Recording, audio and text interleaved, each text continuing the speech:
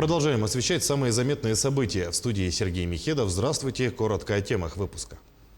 В Нерюнгринском районе растет число преступлений, совершенных мошенниками. Правоохранители проводят очередную профилактическую акцию.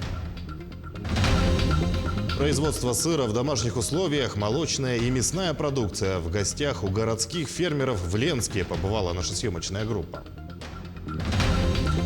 В Намском Улусе от неминуемой гибели спасли бездомного щенка. Малыш был найден полностью покрытым битумом. Всего в Якутии действуют 273 пожара. Их общая площадь 1 миллион 300 тысяч гектаров. Об этом сообщил первый вице-премьер республики Дмитрий Садовников.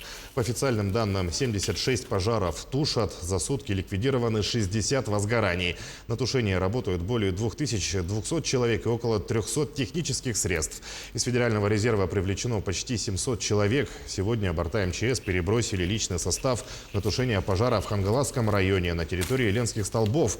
Б-200 работала в Сунтарском Улусе, где выполнено 6 сбросов. Накануне усилился лесной пожар, возникший возле села Сюльдюкер Мирнинского района. Для оперативной борьбы с огнем в село переброшены все специализированные подразделения лесоохраны. Мы отмечаем также активность пожара в свете ветра и ветровой нагрузки в горном районе.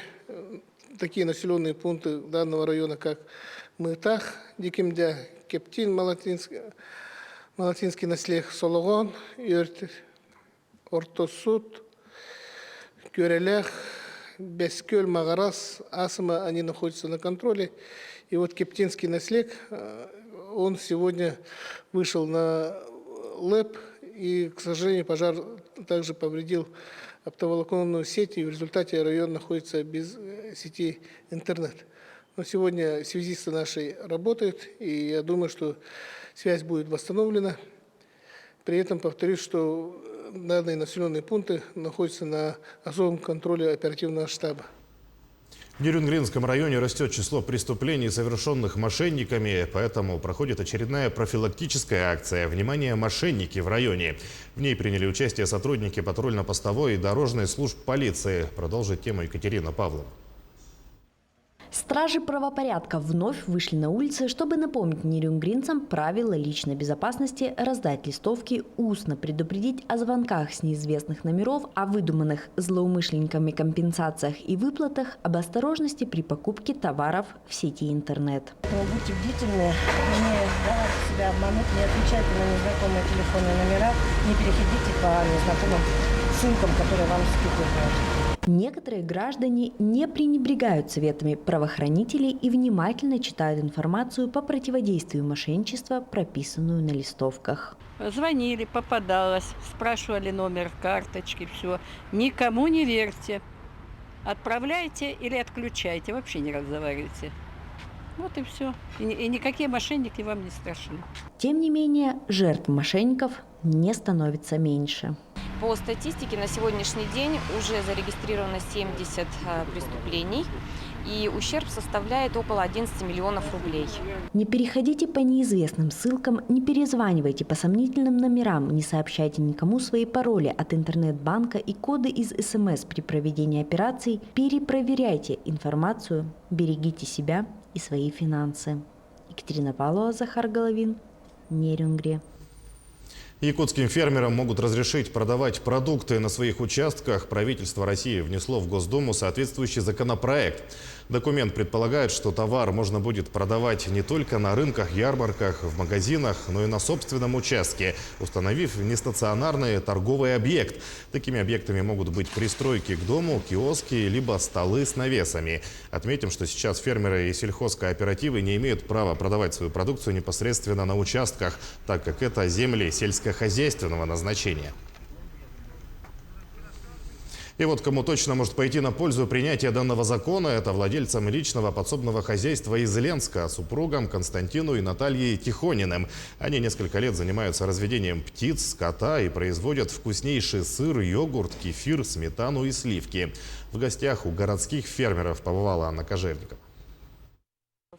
Сыр по итальянским технологиям в домашних условиях изготавливает ленчанка Наталья Тихонина. Личное подсобное хозяйство супруги Тихонины содержит уже 6 лет, а сыр начали изготавливать еще раньше.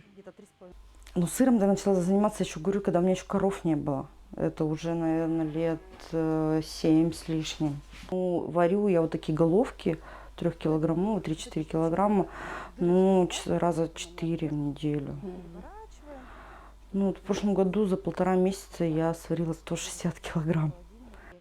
Маздам, адыгейский, моцарелла, сыр для жарки халуми, азиага, италика, монтазио. Вот такое разнообразие сыров представлено у Натальи. И те, кто однажды попробовал ее продукцию, уже не приобретают в магазине подобный товар. Разнообразие молочных и мясных товаров вообще не хуже, чем в столичных супермаркетах. Ну, очень всегда вкусно. Больше мы считаем, что вот я довольна, что я знакома с ее трудом, и наша семья, она уже не представляет вот свой рацион без ее продуктов. Молоко, йогурт, кефир, сметана, сливки, яйца, мясо птицы и крупнорогатого скота. Семья Тихониных давно уже питается с собственного подворья и снабжает вкусной домашней продукцией всех друзей и знакомых. Но труд это нелегкий. Содержать 5 коров, несколько телят, свиней, кур, уток, индюков не каждому под силу. Ведь это круглосуточная и круглогодичная работа. Самая большая моя поддержка – это моя семья, мой муж, который все мои затеи поддерживает. И вообще ему благодарна очень. Ну и вот старшая дочь им как бы нет, они помогали, потом сказали нет, мы не хотим. А средний сыночек, да, вот он прям мой помощник в этом году вот особенно. Там все помогает. И пасет, вот он уже 3-й год пасет коров. Так общими силами исправляется семья Тихониных. И благодаря сплоченности, трудолюбию, ответственному подходу к выполнению обязанностей, которые распределены на всех членов семьи, рождается качественная молочная и мясная продукция, которую полюбили ленчане. Анна Кожевникова, Виталий Андреев, Ленск. День гинеколога отмечается сегодня в России. Это праздник врачей, которые следят за женским здоровьем. Значимость этих специалистов переоценить трудно, ведь именно от их опыта чаще всего зависит способность женщины к деторождению. Гинекологическое отделение Республиканской больницы номер 2 единственное в республике для оказания специализированной, плановой и экстренной медпомощи женщинам с гинекологической патологией. В ежедневной практике врачи умело сочетают накопленный опыт и современные технологии, благодаря чему удается оказывать медицинскую помощь на высоком уровне. Больницы. Наша задача – это задача профилактики, оказывать помощь женщинам, которые поступают с какой-то женской патологией. Мы должны быстро диагностировать и вылечить человека. Мы оказываем экстренную акушерско-гинекологическую помощь. Но в связи с тем, что сейчас вот эта пандемия, наше головное учреждение, которое перинатальный центр 1 и номер 2, они перепрофилировались и немного сократили свои гинекологические отделения. И поэтому в данный момент наша республиканская больница всю экстренную службу взяла на себя. Крупную детскую спортивную площадку сегодня торжественно открыли в Якутске по улице Каландаришвили. История началась с того, что акционерное общество «Якутпромстрой» обязалось достроить объект обманутых дольщиков, где планировалась очень маленькая детская площадка. Министерство строительства предложило пересмотреть ее проект. Администрация города поддержала идею. В результате выросла детская площадка на целый квартал. Проект обошелся в 7 миллионов рублей. Площадь площадки почти 1000 квадратных метров. Установлено 20 малых форм и спортивных снарядов, порядка 12 скамеек и урн. По вечерам на площадке собираются около 40 детей со всех домов. Сегодня мы видим, что застройщик предлагает создание квартальных площадок. Такой появился проект, который объединяет в себе весь квартал. И самое главное, что эта площадка строится за счет застройщика. И тем самым возможность появляется убрать те небезопасные площадки, сделать одну большую квартальную, где самое главное скапливается большое количество детей, взрослых, подростков.